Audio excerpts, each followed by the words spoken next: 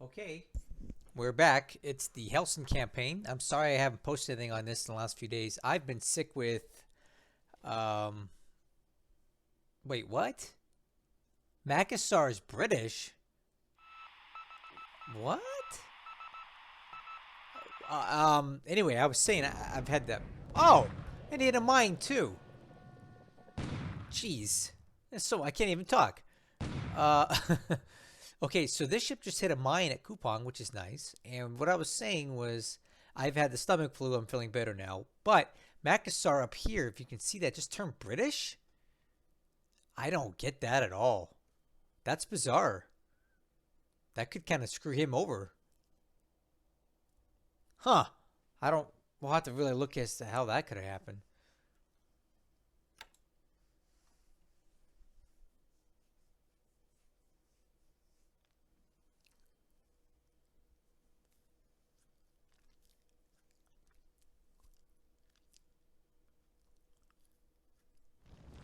Oh, and it just sank too.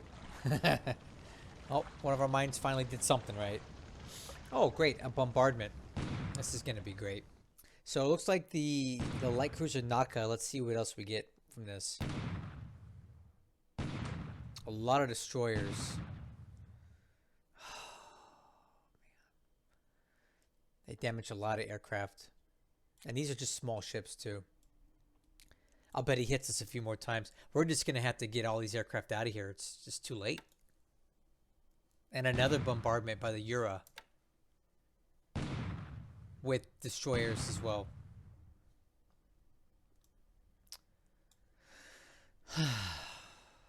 That's going to basically just destroy or ground all the aircraft anyway.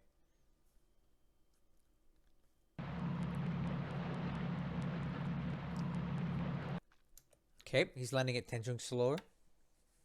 And he's grabbing another dot island near New Britain.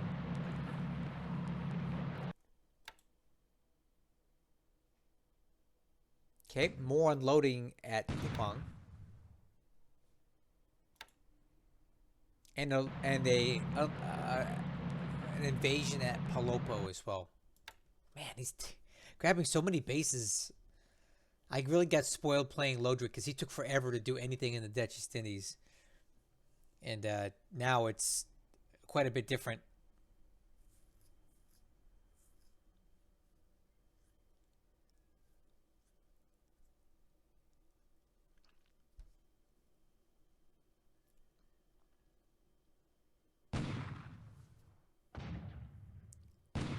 Okay.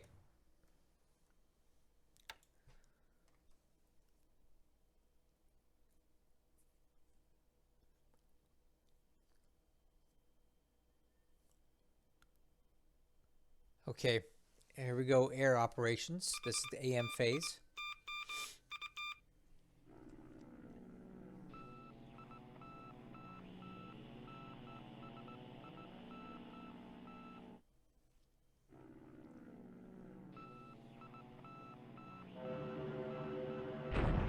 Okay, sweeping over Bandung. Probably a bombing raid coming in later.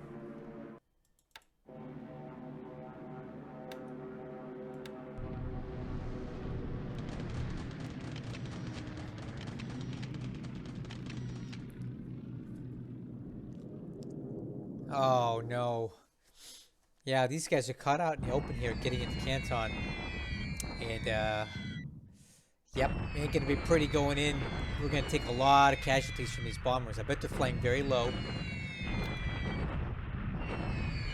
Oh, that's bad. Look at that. 652 from a bombing raid. Yeah, he's coming in at 3,000 feet too, very low for high accuracy because there's basically no reason not to. I have nothing that can really hurt him here. We'll probably have to do a couple more of these. Yeah.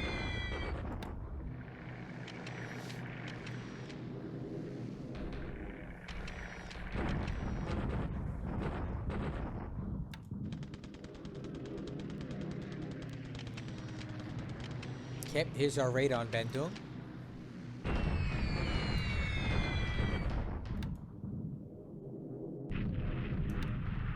And this is the first of a bunch of bombing raids I expect to hit these hexes up here.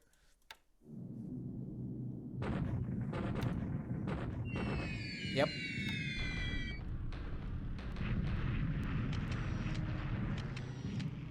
And yeah, he's just gonna hit all these places because he wants to break through and get up to Lanchow.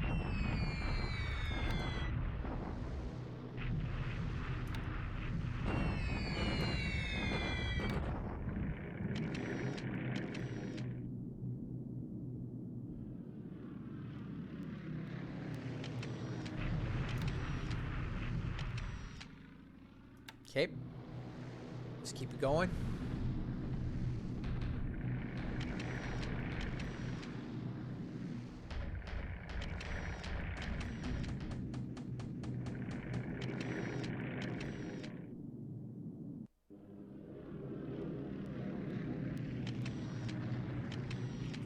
Okay, that's the AM phase in the books. Let's see what else happens here.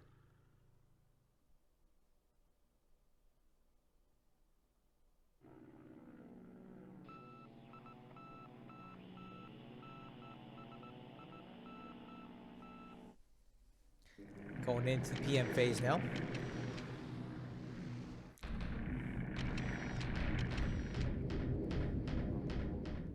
Yeah, you know what? This is where he's going to try to break through the hardest. He's hitting this hex really hard.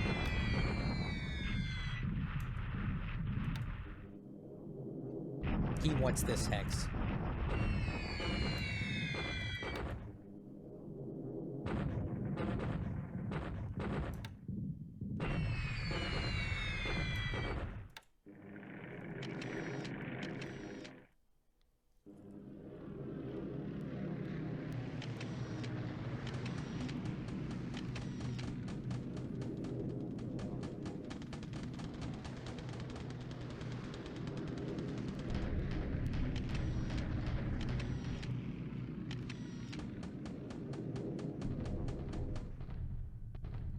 All right, there's our PM phase. That's in the books. I'm expecting a pretty bloody land combat phase here coming up. He's got so many bases that he's trying to take right now. And he's bombarding again. Give me a break.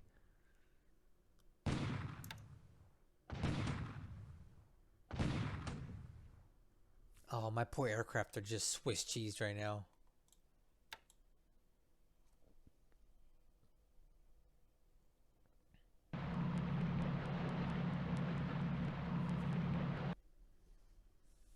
And another invasion at Lautem.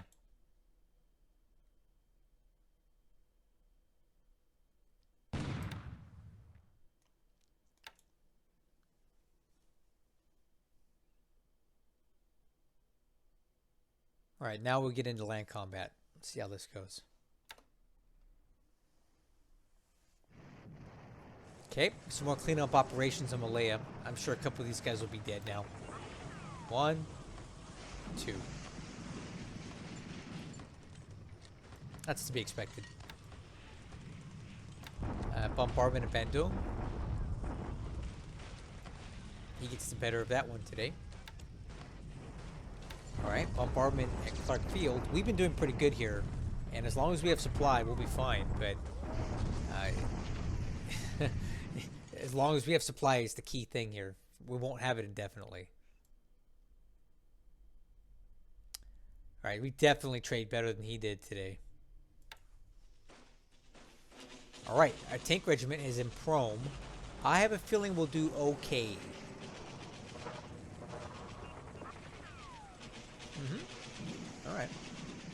Alright, yeah. So unlike the Chinese, the British tend to have a little bit better anti-armor capability. These are British, Indian, whatever. That's about right.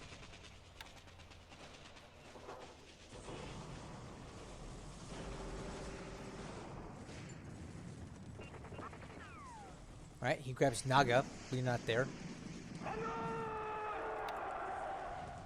Kupang? I think we'll be okay here. Alright, we held out. But he did take down the fortification level to 0, so next turn might be a little more dicey. Casualties are pretty much an even trade, more or less there. Not too bad. Biak, another dot base on Dutch New Guinea.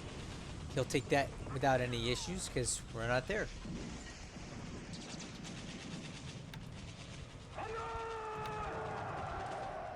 And, oh yeah, these poor guys have been chased around all over Sarawak.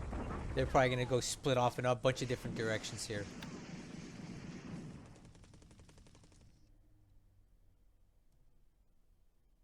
Yep, look at that. They split into two different directions. They're just getting chased all over the place.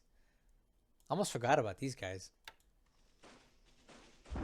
Tanjong Selor? That should be easy. I'm surprised he brought two different units here for that. He must be wanting to pack them up and move it right into Terracan afterwards. Dari? We'll see, guys. Oh, that's a bombardment. I don't know how many times I gotta tell these guys to not bombard. I wish they'd stop already. I ordered them 3 different times to stop.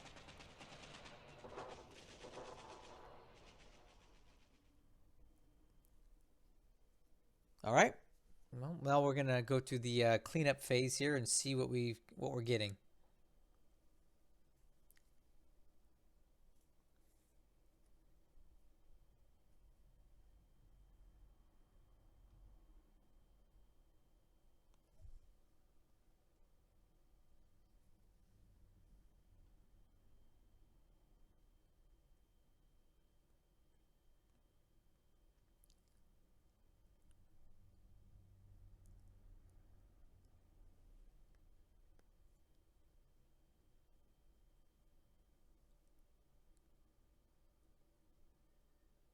Oh, did you see that? Bunch of AKs. Gee, thanks. That's what I need. AKs. Yard patrol boats. Oh, that's good. These are P-40 squadrons. All right. Yeah. That's the turn. That's a turn. Let's see what. Let's look how bad it was. Can someone please explain what happened here? Why is there a British flag at Makassar? That's weird. Before we get to that, let's get through this. Aircraft losses today, no good. We lost 10 aircraft on the ground. The Japanese lost nothing. 1 pilot was wounded, 1 pilot was killed in that action. Army lost points this turn. We lost 22. And the Japanese lost 2. Ship sunk. Nothing sunk this last turn. And right now we have the Japanese score. This is kind of weird. We gained 171 points this turn. I have no idea how. I have a feeling it has something to do with supplies, supply related. When a base drops below a certain supply level, you lose victory points for it. It's what I recall reading in the manual. So that might be happening on the Japanese side. It'll probably correct itself in a turn and we lose all these points again. But we still lost we gained 171 points, bringing the Japanese win ratio down to 1.357. It's kind of weird. All right. So combat report. We did in fact get a mine hit on the Kogyoku Maru. We heard it sink, so I hope it did. All right, looking at the SIGINT, the only thing on here that really stood out to me was a construction company loaded on an AK moving to Leh, and we've been seeing him doing that quite a bit. He really wants to make Leh an air base to launch attacks on Port Moresby, so we see a lot of ships and such moving in that kind of direction to do that right now. Okay, ops report. The weirdest thing of all is Makassar occupied by the Allies. Someone help me understand how on earth we got Makassar back. There is nothing within proximity of it that we own. There's no troops, nothing. And the nearest troops are here, and they aren't even British. So help me understand how this swapped back to British when there's no British influence anywhere in here. I am really scratching my head on this one, and quite honestly, this is really bad for Hellsen,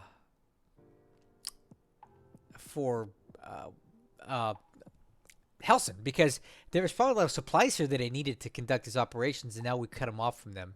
Now he's going to take this unit out He's going to take these 2 units out like nothing when he attacks her next turn.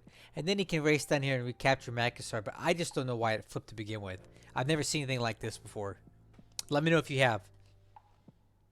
Alright, continuing on the ops report, I saw this. Pilot 10 Ike is reported to have been found. So this is one of our MIA pilots. This appears to be a Dutch name. I've seen this before. 10 Ike or 10 Eek. He's back. So we get him back and he's no longer missing in action. And then the last thing that I thought was pretty cool with these 2 pursuit squadrons we get at Brisbane. And what's cool about these is that you get them for free. They come in with a bunch of aircraft and pilots. Now, they're not very well trained. You got to train them. But when you see the P in their name, if you withdraw them early, you get political points for that. And this number drops as the amount of aircraft or the time that they have on station. It changes this number. But if I withdraw them early, you get the political points and you get to keep the aircraft. So that's kind of cool. So, and in the meantime, you can use them. They're here till March, but all the aircraft get refunded back into your pool, and you never know if you're gonna need them. It's pretty cool. All right, let's talk about the term. So in China, there wasn't any real ground combat here this turn. However, it looks very clear what he's trying to do here. He's got 75,000 troops here. Some are moving this way. And I think most of them are moving this way. He's already got his tanks here. So he's going to try to break through here. And unfortunately, we're very weak. If he folds this unit up, we're going to pack it all up and retreat back to here. Because there's no sense in even trying to hold the rest of these. Because he's just going to outflank us and Landschau's done. And he's really going to cut us off. It's going to be a pain in the butt. So I'm not too thrilled about this at all. But I think he's just found our weak spot. And I badly mismanaged the retreat, basically from Nanyang up. So instead of having 4,000 AV here, I have maybe 2.5. Plus all these troops are trapped. It's just a big mess. He's moved way faster than Lodric, and I wasn't prepared for that pace. Burma's Burma. He's already got Rangoon. He's working on Tungu now.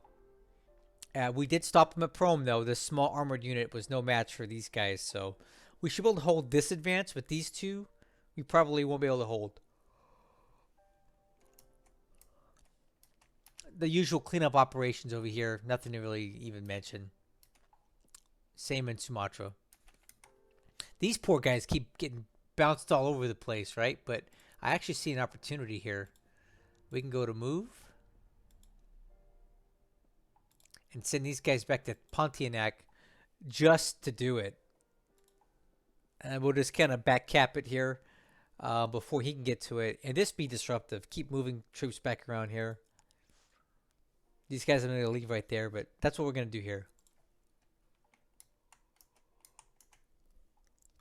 He just landed and took Tanjung Solor. And he'll probably go for Tarakan next. And I'm sure he'll do a little better than Lodric did. And he won't let the naval guns and all that slow him down. He'll bring in some battleships, bombard this first before landing. That's my guess. In the Philippines, he's still slowly chipping away at us at Clark. We're doing fine except for the supplies. Supplies is going to be the issue that stops us here. So he's just going to keep bombarding every turn and making us expend supplies so we run out. Okay, Dutch East Indies. Big deal. A lot of stuff going on here. He neutralized all the important bases first. Ambon, Kandari, Makassar. Although we already talked about Makassar's flipping back. He hasn't taken Kandari yet, but he's got us tied down here. And he's also landed at Kupang with enough troops to keep us busy. And he kept hitting us with bombardment task forces. And they're slowly whittling away my aircraft. So I have these all set for naval attack now. And we're all going to go all out here and attempt to sink whatever we can before it's too late. I did expect there to be some sort of carrier support here, and they just have not materialized. I don't know where they're at right now. And this could be a bad idea, but we're going to go for it anyway. See if we can sink some ships here. But this base isn't long for the world either. We never got a chance to build it up in time. He's moving way too fast for us to do that. Okay, Australia, it's pretty quiet. Okay, Solomon's area, New Britain. A lot of ships moving around out here still. I wish I knew what all they were doing. Other than bringing stuff into the Rabaul. And he's definitely reinforcing Ley. Ley is going to be a major jumping off base for future operations on Papua. So watch for Ley to get built up pretty quick here. He's moving a lot of ships in there. Out here in the Gilberts and the Marshalls and all that, it's been pretty quiet. We haven't seen the Keto Butai for a while, which is fine. We continue to build up Vava'u. It's coming along nicely. Working on to get the airfield size 4, and now also working on the port capacity. I want to get that to size 6, airfield size 7, and then we'll have a very strong base to operate out of. And this is basically my new Pacific Fleet headquarters because the Pacific Fleet is here. Hey, Admiral Kimmel, Jimmy Kimmel, right? Who would name their son Husband? I don't get that. Can you imagine his parents in the hospital after their son was born, and they're like, what should we name our child? What do you think, Husband? And then his mother's husband, his father, said, yeah, that's a great name. How about Husband? Okay, way off on a tangent here. We'll keep building this up. And we've taken the opportunity, since all the Japanese have seemed to have left, is we've moved a lot of ships back into North Island here, Auckland. We're bringing in supplies and fuel down here while we can. I'm moving ships back to the United States while we can. And our carriers should be arriving in Pearl in 1 turn. I've ordered them to go full speed because I want to get them in there, so we'll deal with the damage afterwards. But these guys are going to be arriving in Pearl next turn. The Yorktown is already here. And then we'll have a very potent striking force in a few days to repair the ships and get them ready for sea. And then we will head out on our mission. And you guys will only know about it when it's ready to kick off. So, hope you stay tuned for that. It should be a good one. In the meantime, I want to thank you guys for watching this video. I hope you're enjoying this campaign, and I'll catch you guys on the next one.